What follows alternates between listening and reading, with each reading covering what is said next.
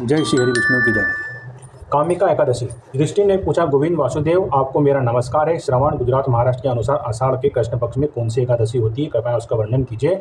भगवान श्री कृष्ण ने बोले, राजन सुनो, मैं तुम्हें एक पापनाशक उपाख्यान सुनाता हूँ, जिसे पूर्व काल में ब्रह्मा जी ने नारद जी के पूछने पर कहा था। नारद जी ने प्रश्न किया, हे भगवान, हे कमलासन, मैं आपसे यह सुनना चाहता हूँ कि श्रवण के कृष्ण पक्ष में जो एकादशी होती है उसका क्या नाम है, उसके देवता कौन है तथा उससे कौन सा पुण्य होता है। प्रभु, यह सब बताइए न। ब्रह्मा जी ने कहा, नारद सुनो, मैं संपूर्ण लोगों के हित की इच्छा से तुम्हारे प्रश्न का उत्तर दे रहा हूँ। श्रवण मास के जो कृष्ण पक्ष की एकादशी होती है उसका नाम है कामिका। उसके स्मरण मात्र से ही वाजपेयी यज्ञ का फल मिलता है। उस दिन श्रीधर, हरि, विष्णु, माधव और मधुसूदन आदि नामों से भगवान का पूजन करना चाहिए। भगवान श्री कृष्ण के पूजन से जो फल मिलता है वह गंगा, काशी, नेमी, शरण तथा पुष्कर क्षेत्र में भी सुलभ नहीं है। सिंह राशि में बृहस्पति होने पर तथा व्यतिपात और दंड योग में गोदावरी स्नान से जिस फल की प्राप्ति होती है वही फल भगवान श्री कृष्ण के पूजन से मिलता है। जो समुद्र और वनस हित समूची पृथ्वी का दान करता है तथा जो कामिका एकादशी का व्रत करता है, वे दोनों समान फल के भागी माने गए हैं। जो ब्याई हुई गाय को अन्य सामग्री सहित दान करता है, उस मनुष्य को जिस फल की प्राप्ति होती है वही कामिका एकादशी का व्रत करने वाले को मिलता है।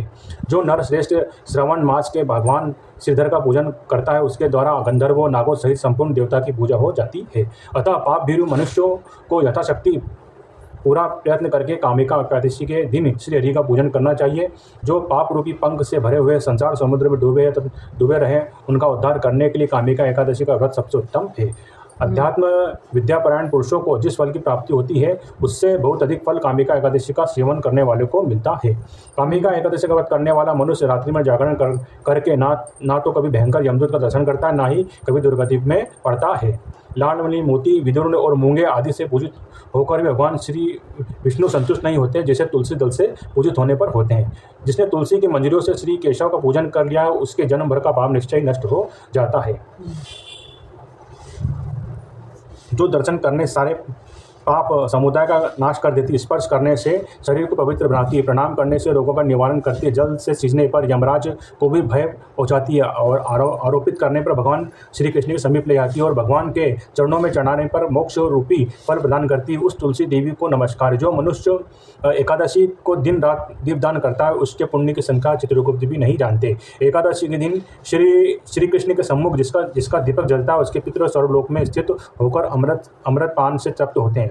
घी या तिल के तेल से भगवान के सामने दीपक जलाकर मनुष्य देह त्याग के पश्चात करोड़ों दीपकों से पूजित हो स्वर्गलोक में जाता है। भगवान श्री कृष्ण कहते हैं, युधिष्ठिर, यह तुम्हारे सामने मैंने कामिका एकादशी की महिमा का वर्णन किया है। कामिका सब पापतकों को हरने वाली, अतः मानवों को इसका व्रत अवश्य करना चाहिए।